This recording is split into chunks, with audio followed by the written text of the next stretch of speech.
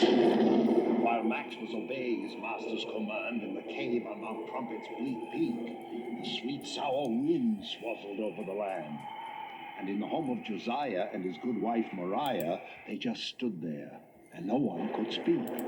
Until finally Euchariah said, Grandpa Josiah? and Grandpa Josiah said, yes, Euchariah? And Euchariah said, Grandpa, we've stood and we've stood, and stooding just stooding produces no good. The least we could do is find out without doubt whether or not the Grinch is coming out. And so I suggest we don't stood here like sticks. Call the Grinch Alarm Center.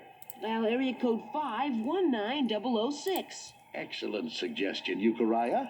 Area code 519006.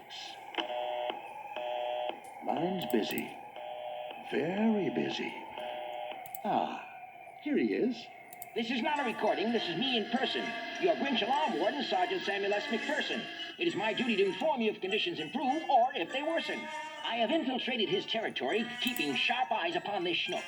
And I'm focusing my focuseller to take still another look. Conditions are worsening.